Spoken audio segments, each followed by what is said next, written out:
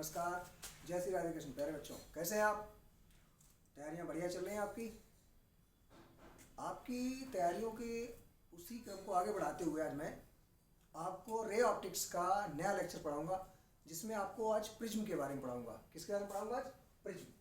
Prism क्या होता है, उसे रिफ्रैक्शन कैसे होता है, और जो सबसे इम्पोर्टेंट टॉपिक उससे आता है वो आता है प्रिज्म के मटेरियल का रिफ्रैक्टिव इंडेक्स, उसका फार्मूला कैसे प्रूव किया जाएगा। तो बढ़िया से एकदम निकालिए कॉपी और पेन, शुरू हो जाइए मेरे साथ। मैं प्रदीप शर्मा आपका स्वागत करता हूँ आपके यूट्यूब चैनल साइंस वाला में। आज हमें क्या क्या कवर करना है बेटा? प्रिज्म, रिफ्रैक्शन थ्रू प्रिज्म, उसके फिर डेविएशन, इसी में एक नया टॉपिक आपको मिलेगा मिनिमम डेविएशन, और यहाँ से आपको मिलेगा फिर the most most most important topic for board exams. ठीक है, बोथ 12th एंड 10th। ठीक है, दोनों क्लासेस के लिए बहुत ज्यादा इंपॉर्टेंट होने वाली है क्लास आज। ठीक है, ठीक है, तो ध्यान रखिएगा बच्चा। आगे देखिए, तो ठीक, तो लगाइए हेडिंग, ध्यान से देखिएगा। प्रिज्म। तो बेटा प्रिज्म क्या होता है, ध्यान दीजिएगा। आपने देखा होगा, इस टाइप से आपको पढ़ाया गया होगा। एक ये 2D शेप, और एक्चुअल में प्रिज्म इस टाइप से बनता है।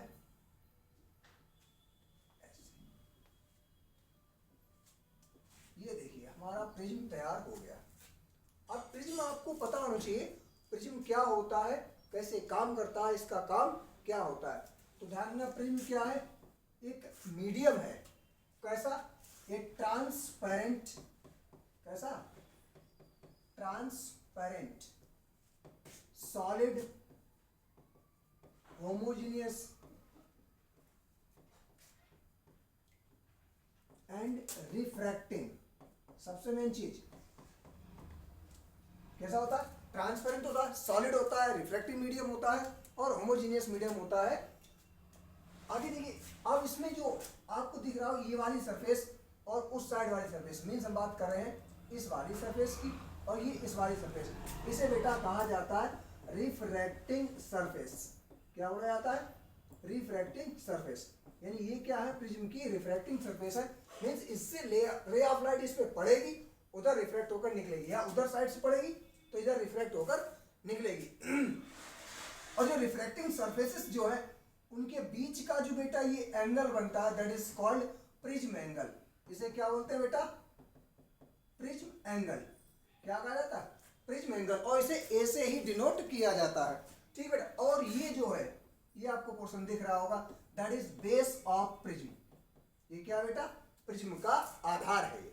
ठीक है, हम जब बात करेंगे आपको आगे डेरिवेशन कराएंगे, न्यूमेरिकल्स लेंगे, जहां पर भी लेंगे आपको प्रिज्म बेटा ये 2D शेप में ही कुछ इस टाइप से ही दिया जाएगा।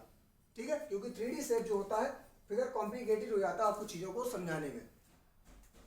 ठीक है, आगे देखिए, हम आगे बढ़ते हुए आज देखिए आपको बताने रिफ्रैक्शन थ्रू प्रिज्म। क्या बताऊं बेटा? Refraction through prism. ठीक बेटा, ध्यान देना बच्चा। रिफ्रैक्शन थ्रू, तो एक प्रिज्म बनाइए। ये हमने बना लिया बेटा एक प्रिज्म। ठीक, नाम दे दिए इसे XYZ। अभी मैं इससे थोड़ा सा ही काम लूंगा। ठीक, और इसी में एक चीज आएगी अभी डेविएशन के बारे में। तो इससे यहाँ से क्या होता है मेरे पास? एक बेटा इससे रे ऑफ लाइट आई यहाँ। ध्यान देना बेटा, जब ये रे ऑफ लाइट इधर आई तो यहाँ पर क्या है? एयर। इधर भी क्या है? एयर। ठीक है, और ये क्या है? ग्लास। ग्लास लाइक कोई सब्सटेंस होगा।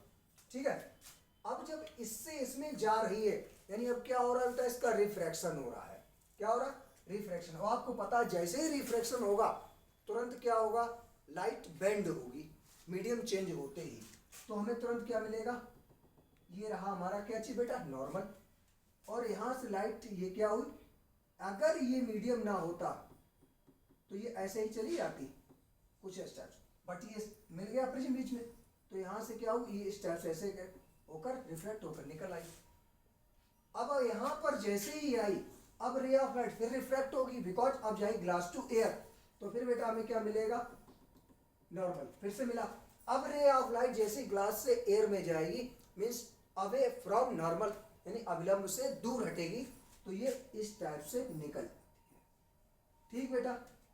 इस रे को नाम दे सकते हैं पी, क्यू, आर और एस। ये बेटा कौन सा एंगल है बच्चा बताइए? ए यानी प्रिज्म एंगल, ठीक है। रिफ्रैक्टिंग एंगल भी इसे कहा जाता है, ये प्रिज्म का एंगल है। अब देखिए, आपको पता इंसिडेंट रे और नॉर्मल के बीच का एंगल हमारा क्या? इंसिडेंट एंगल, ठीक। ये किसी एंगल पर रिफ्रैक्ट हुई, मान लिया हमने किस एंगल पर निकली? R1 एंगल पर।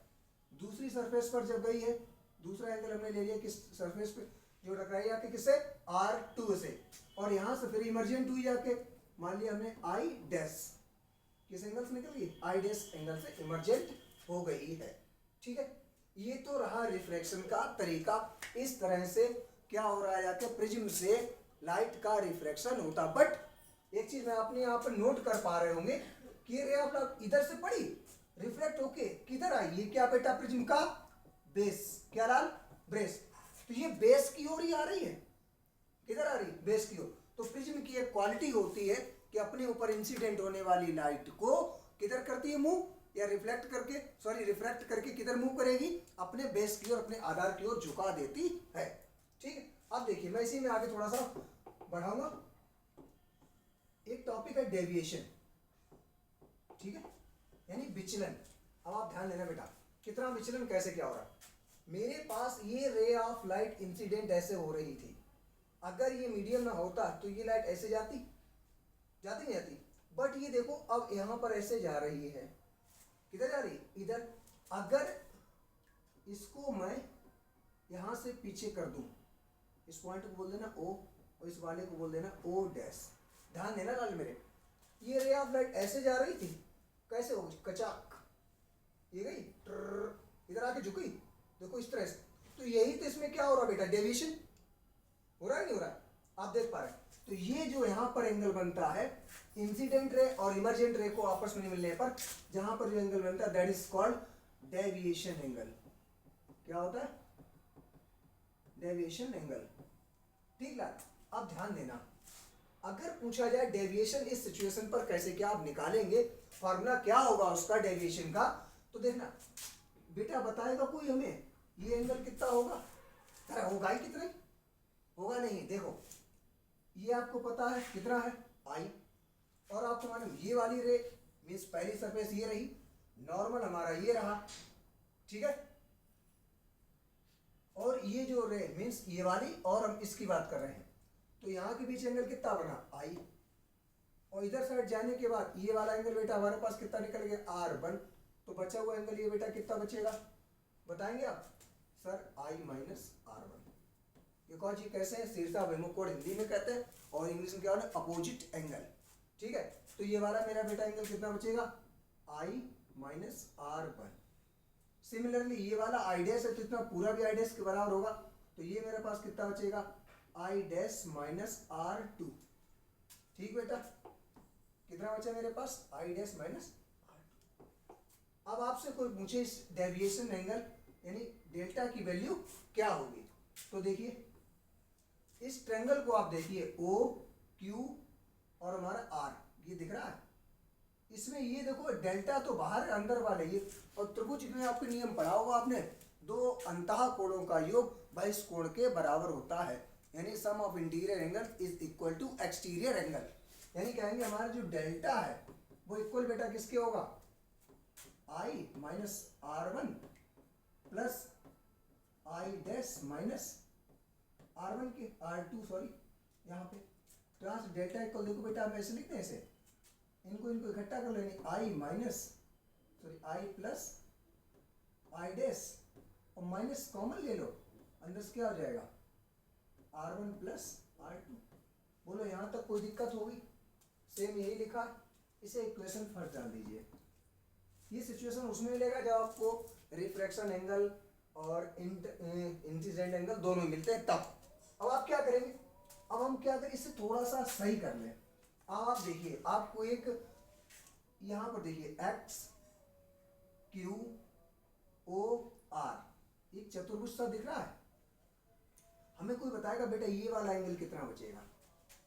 आपको जब कुछ ना पता हो, आप ये वाला इतना ट्रायंगल देख लेना, तो इसमें ये पता, इसलिए R1 प्लस R2 प्लस ये वाला एंगल ऐड करके कितना आएगा 180। ठीक है, तो यहाँ से कितना हो जाएगा 180 माइनस R1 प्लस R2। ठीक बेटा, ये वाला एंगल, ये हमारा O डैश के पास वाला एंगल कितना 180 माइनस R1 प्लस R2। तो यहाँ देखिए, तो इसमें हमारे चतुर्भुज उठाएंगे कौन सा वाला इसमें, तो क्या होगा, ये एंगल A, तो एक बार मैं आपको इसका नाम लिख दूं, क्या नाम उठाया हमने, एक्स क्यू ओ डैश और आर। ठीक है, तो यहाँ देखो एंगल ए प्लस, ध्यान देना जब यहां से बेटा यहां गए इधर आए, तो ये देखो बेटा नॉर्मल ही तो है, तो ये वाला एंगल कितना होगा सर 90 डिग्री, ये वाला कितना होगा सर ये भी 90 डिग्री। ठीक है, तो यहाँ से कितना होगा 90 डिग्री प्लस ये वाला बीच में आया 180 माइनस R1 प्लस R2 और प्लस कितना 90 इक्वल होकर कितना मिलेगा आके 360 की। चतुर्भुज के चारों कोणों का ये कितना होता है 360। अब यहाँ देखो 90 180 90 मिलकर कितना हो गए 360। तो यहाँ से बेटा मेरे पास क्या बचा A minus R1 plus R2 equal कितना बचा 0। R1 प्लस R2 को उधर कर लीजिए, तो A इक्वल बेटा कितना बचा R1 प्लस R2। ध्यान रखिए आपके पास A इक्वल वैल्यू निकल के आ गई है प्रिज्म एंगल की, वो क्या होगी R1 प्लस R2 के बराबर होगी। यहाँ पर वैल्यू पुट करेंगे, तो फ्रॉम इक्वेशन फर्स्ट क्या हो जाए यहाँ से delta equal I plus I dash और माइनस A। ठीक बेटा, ये आता है डेविएशन का फॉर्मूला। ठीक है, उस केस में जब आपको प्रिज्म एंगल दिया जाए, इंसिडेंस एंगल और इमर्जेंट एंगल दोनों मिल जाए, तब आप आराम से यहाँ से डेविएशन का निकाल सकते हैं। 1 मिनट रुक के आप नोट कीजिए।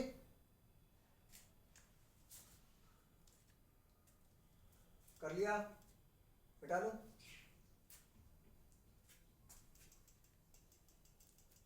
ठीक, अब आपको इस चैप्टर का सबसे इंपॉर्टेंट टॉपिक बताता हूं बेटा, क्या चीज,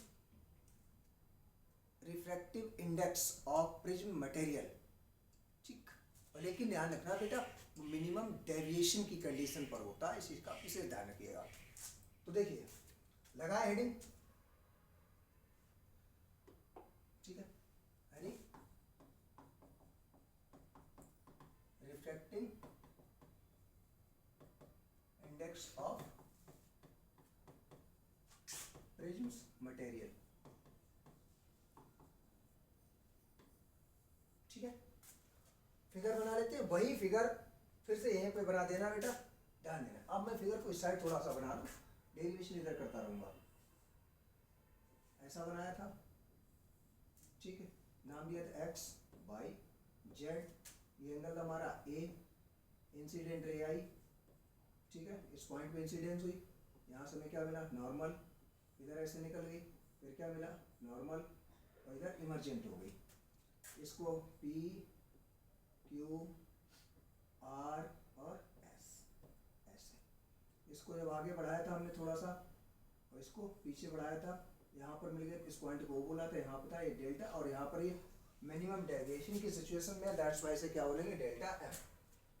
ये एंगल हमारा था I, ये हमारा था I डैश, ठीक है, ये हमारा था R1, ये हमारा R2, तो यहाँ बचेगा I माइनस R1, यहाँ बचेगा I डैश माइनस R2। ये वाला एंगल हमारा कितना था बेटा 180 माइनस R1 प्लस R2। ठीक, मेरे पास सब एंगल आ चुके हैं। मिनिमम डेविएशन का द मोस्ट इंपॉर्टेंट फार्मूला है बेटा, जो हर बार प्रूफ होने के लिए लगभग आता है, चाहे 10th या 12th दोनों में, या इससे रिलेटेड न्यूमेरिकल आपको बच्चा जरूर देखने को मिलेगा। ठीक है, बहुत बहुत शांति से आप सुनिएगा, देखिएगा, एक बार में ही आपको समझ में आ जाएगा, गारंटी लेता हूँ। ठीक है, तो बस कंसंट्रेशन के साथ देखिएगा, जो भी आपके डेविएशन है मीन्स डिस्ट्रक्शन है, आप उनको हटा दीजिए। दिमाग में सिर्फ 5 मिनट के लिए आप बैठिए अच्छे से कंसंट्रेशन के साथ, और देखिए आप समझ में आएगा। मुझे प्रूफ इतना करना, mu equal sine A plus del m upon 2 upon sine A upon 2। Target तो हमें पता होना चाहिए, तभी तो उसके पीछे चीते जैसे दौड़ पाएंगे। जब तक चीता अपना टारगेट नहीं अचीव कर लेता तो रुकता नहीं है। बिल्कुल वैसे ही आपको चीता बनना है। ठीक, देखिए बेटा, आपको सबसे पहले सिर्फ उसी कंडीशन पर लगाना है। अब हम क्या करें, स्नेल का लॉ यूज करेंगे। ठीक है, तो ध्यान देखिए, आप इस वाले ट्रायंगल को पकड़िए जो उतने टाइम लिया था, ओ क्यू आर, दिख रहा, यानी in triangle O Q R हमें मालूम है कि डेल्टा एम जो है वो किसके इक्वल है, आई माइनस के आर वन और प्लस आई डैश माइनस का आर टू। थोड़ा सा इसे सही कर लो, क्या लिख सकते हैं हम इसे भाई, आई प्लस आई डैश और यहाँ से माइनस कॉमन ले लूंगा, अंदर R one plus R two. ठीक है, हालांकि इसे मैंने इसे ए भी प्रूव कर दिया है, पर फिर भी आगे चलता हूँ। ठीक है, इक्वेशन फर्स्ट है।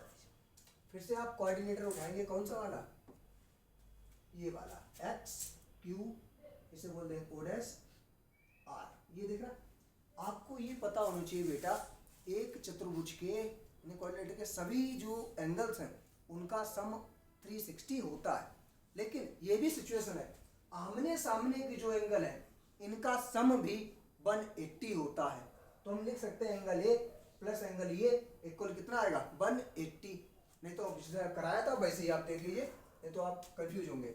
X Q O dash R, ठीक है, तो क्या हो जाएगा, एंगल ए प्लस क्या हो जाएगा मेरे पास 90 प्लस कितना हो जाएगा मेरे पास 180 minus R one plus R two plus 90 equal कितना होगा 360। अब देखो बेटा 90 180 90 मिलकर ये हो जाएंगे 360 और स्वाहा। ए की वैल्यू यहाँ से कितना आ गई मेरे बेटा, R one plus R two आ गई। ठीक, ऐसे ही रोक दीजिए इसे यहाँ पर। ठीक, आगे बढ़े हम लोग, किस ट्रेंगल की ओर निकलेंगे अब हम, इस वाले ट्रेंगल में। देखिए क्यू ओ डैश आर, ठीक है, किस में निकलेंगे, क्यू ओ डैश आर में। तो यहाँ से हाँ, एक चीज और आपको यही बता दूं, मिनिमम डेविएशन की सिचुएशन पर क्या होता है, फॉर मिनिमम डेविएशन क्या होता है, आर वन बराबर किसके होता है, आर टू के, एंड आई बराबर किसके होगा, आई। ये ध्यान रखिएगा। तो यहाँ से क्या हो जाएगा बेटा, इसकी जगह पे रखिए आके। सो यहाँ से ए इक्वल क्या हो जाएगा, आर वन आर टू दोनों बराबर हैं, यानी आर प्लस आर इक्वल हमारा कितना है 2r। यहाँ से अगर हम r निकालें, r इक्वल क्या हो जाएगा a अपॉन 2। आधी चीज मेरी सॉल्व हो गई है। अब मुझे i की और वैल्यू चाहिए है, किसकी चाहिए बेटा, i की। तो यहाँ से देखो अगर इससे कुछ हो सकता हो हमारे लिए, ठीक है, इस वाले ट्रायंगल को उठाएं, यानी ट्रायंगल क्यू ओ डैश और आर में क्या दिख रहा है हमें, ये वाला, यानी R one plus R two और प्लस जो हमारा ये लिखा हुआ है 180 minus R one plus R two equal कितना होगा 180। तो 180 से 180 खत्म हो जाएगा यहाँ से,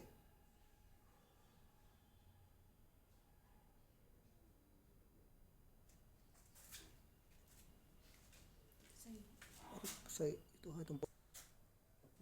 ठीक है, आपको अगले ट्रायंगल की ओर मत जाइए, थोड़ा सा और इजी कर दूं। जो मैंने मिनिमम डेविएशन की कंडीशन ले ली उसी के अकॉर्डिंग इसमें अप्लाई कर लिए, यानी फ्रॉम इक्वेशन फर्स्ट।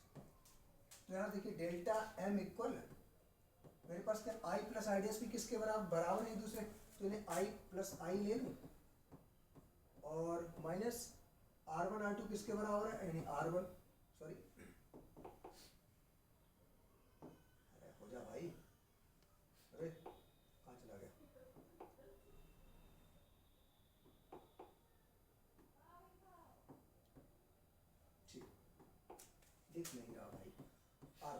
तो यहाँ से डेल्टा एम इक्वल बेटा क्या हो जाएगा 2i माइनस 2r। r की आपको वैल्यू मालूम है यहाँ पर कितना है a/2, तो यहाँ से डेल्टा एम इक्वल क्या होगा 2i माइनस 2 इंटू आर की वैल्यू क्या a/2, 2 से 2 खत्म हो गया, कितना बचा बेटा delta M equal 2i minus का a, इस a को इधर ले आओ तो a plus delta M equal 2i, i की वैल्यू निकाल लीजिए यहाँ से, i इक्वल क्या आ गया a plus delta M upon 2। अब देखिए बेटा मेरे शेर क्या हो गया, i की वैल्यू मिल गई आपको, r की वैल्यू, और एक अंकल हुए हैं कौन स्नेल, उनका लॉ को लगा दिए, यानी बाई स्नेल्स लॉ, किसके लिए बाई स्नेल लॉ, क्या होता mu equal sine i upon sine r। आप क्या करना सर, कुछ नहीं करना, i और r इनकी वैल्यू उठा के आप पटक दीजिए, आंसर हमारे सामने है। तो म्यू इक्वल लाल क्या है साइन i की वैल्यू क्या a plus del m upon 2 upon sine a upon 2, that is my answer. आप देख पा रहे बेटा मैंने बहुत कोशिश की इजी वे में आपको समझाने की, समझाया भी, सिर्फ एक ट्रायंगल लिया, एक कोऑर्डिनेटर ले लिया, उसी से प्रूव कर दिया। अदरवाइज जो होते हैं काफी टीचर्स मैंने देखा है जो कराएंगे आपको ट्रायंगल लेंगे 2 बार कोऑर्डिनेटर लेंगे, इस टाइप से कोई आदमी, मैं किसी के लिए कुछ कह नहीं रहा हूँ, ठीक है। आगे देखिए, इसी में एक सिचुएशन आई बेटा, आप 2 मिनट पहले नोट करिए, पानी पी लूं।